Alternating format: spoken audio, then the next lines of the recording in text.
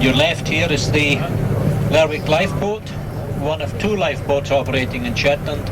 They operate some 50 miles out, but of course are assisted by the Marine Coast Guard Agency with their helicopters.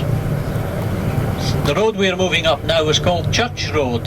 This is because of the number of churches which is built in this area.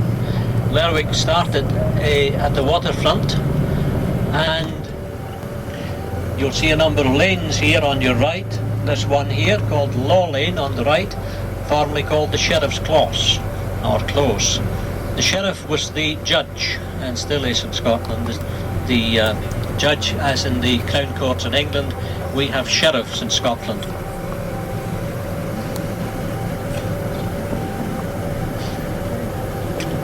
One of the churches here on the left has been converted into the county library. It was formerly the St Bringan's Church, one of the Free Churches of Scotland, United Free Churches. And on our left again, this was the former library, which is known as the Old Library Centre. The building on our right here is Lerwick Town Hall. It was built in 1881 1881 I should say, and it has some beautiful stained glass windows, as you can see in the upper floor, which depict the history of Shetland from Viking times and on. The Vikings landed in Shetland in 890 AD. And the column on your right is the war memorial for 2 world wars, to commemorate the dead of 2 world wars. And beyond that, the building to your right is the Sheriff Courthouse and offices of the Crown Prosecution Service, and beyond the area headquarters for the police service in Shetland, the Northern Constabulary. As we move down here through these streets here, you'll notice they've named St Olaf Street, King Eric Street, and then on to King Harold Street, all named after Viking kings. The park to your right is used as the centre for our Uphelliar festival. This is a Viking fire festival commemorating the end of the winter, the start of the spring, and with our Viking heritage, a longship is paraded through the streets, accompanied by some 900 geysers, and eventually it culminates in the burning of the longship. Takes us out of Lerwick. On our left is the first hospital in Shetland. It's now a funeral director's armour. And then on your right and to the top of the hill, you'll see a flat roof building. That's Lerwick's junior school, primary school, one of the main ones there.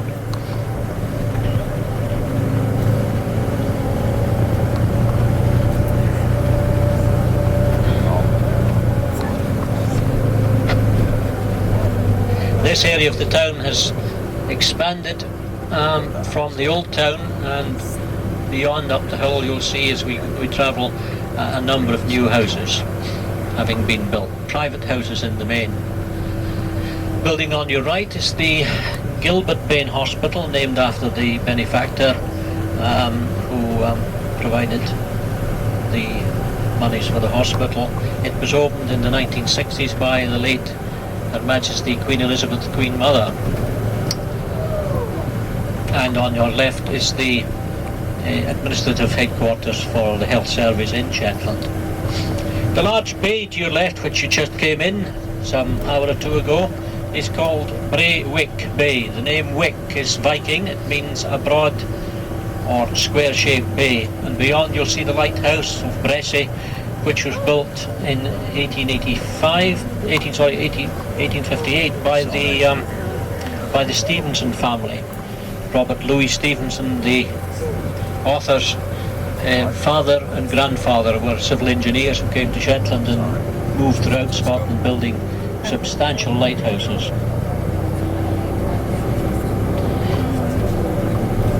That's our Superman. There's a new housing development on our left, which is is mainly, although not entirely, private housing. Some fairly substantial buildings we put up, as is the case on the right here too. And you'll see the Norwegian flag flying from a flagpole here on your right. We have fairly strong links with Norway, both from our past, from our heritage left by the Viking language. The part of the Shetland dialect consists of Nordic words, and our place names are in the main Viking. If you look to your left now, you'll see a large building with a grey door.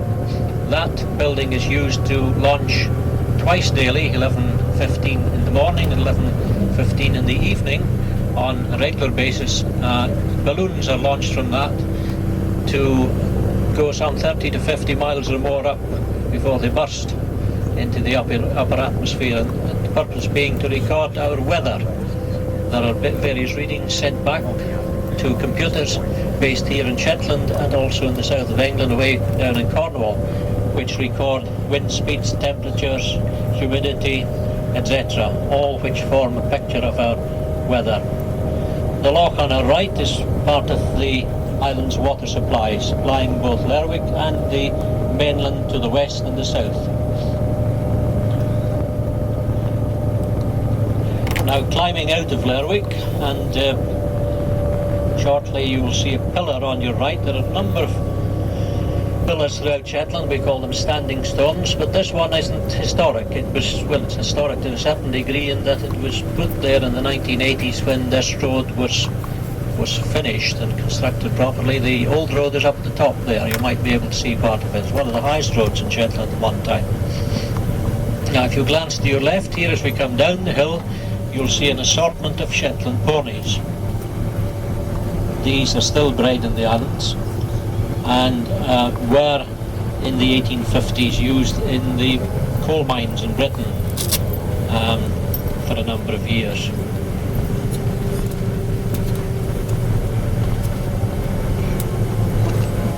They're on both sides of the road, in fact.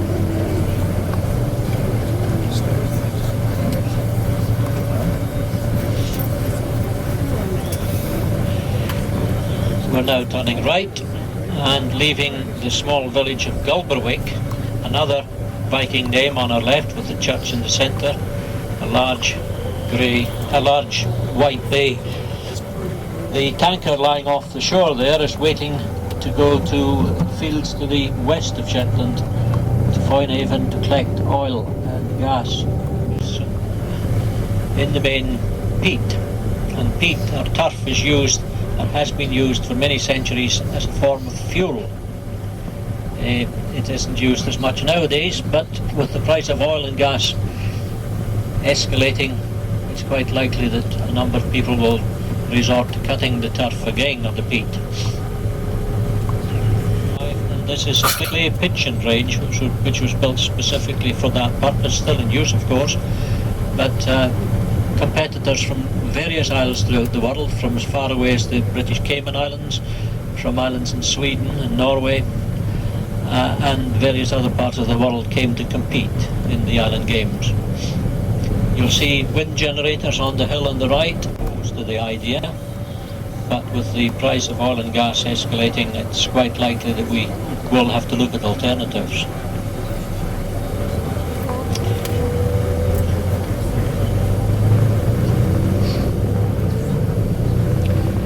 Moving towards the village of Scalloway. Scalloway having been the first area that was established as a settlement.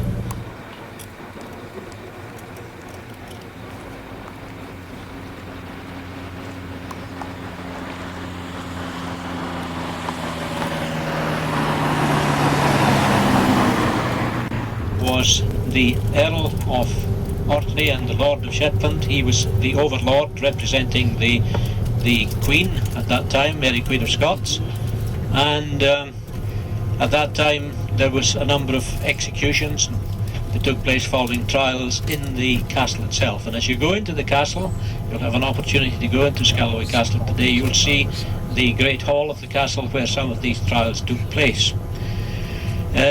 Many of the women that were involved were accused of witchcraft, and those that weren't drowned were burnt at the stake, and that took place on the hill overlooking Scalloway here, on the Gallow Hill.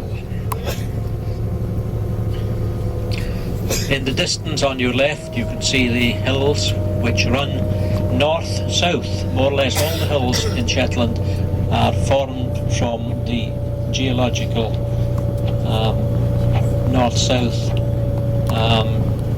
glacial period, when some 10 million years ago, we had the Ice Age, etc., and that carved out our long vaux and valleys. The other aspect of Shetland in modern history was that it was famous for its connections with Norway and to take refugees out. Scalloway became the centre of that operation, that secret operation.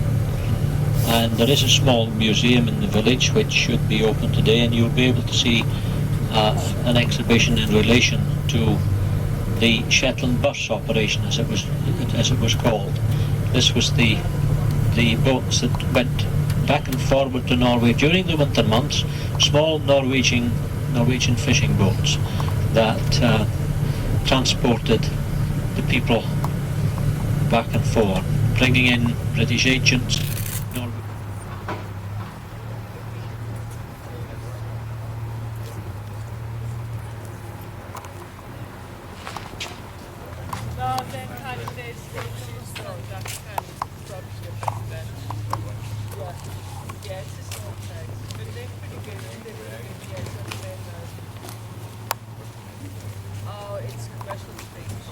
And when we go back to the pier, so any of those little lakes, past between the houses,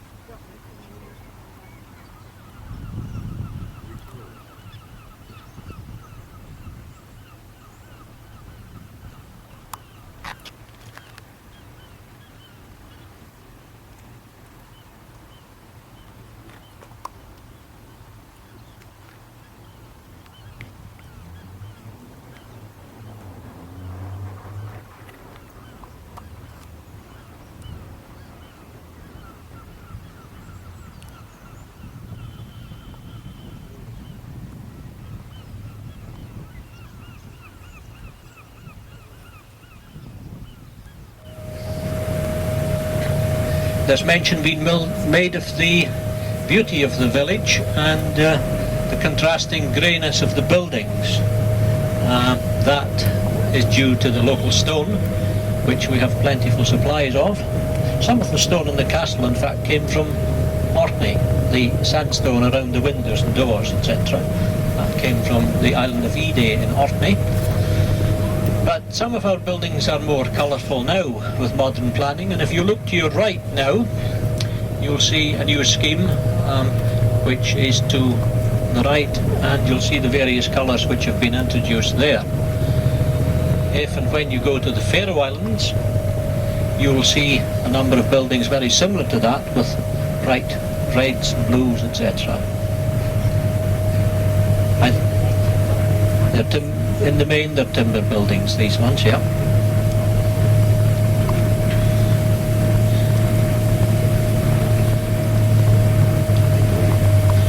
So we move out of Scalloway and we move up the Tingle Valley, or north the Tingle Valley now. The Scalloway School is on our left here. It was extended in 1960 and again in the 1980s. So it provides a comprehensive education up to 15 and 16-year-olds, and then they can have a higher education if they go into Lerwick to the Anderson High School, preparing them for college and university. We also have a marine college in the village here where both male and female students can take courses in navigation and can take their Merchant Navy qualifications in engineering and navigation.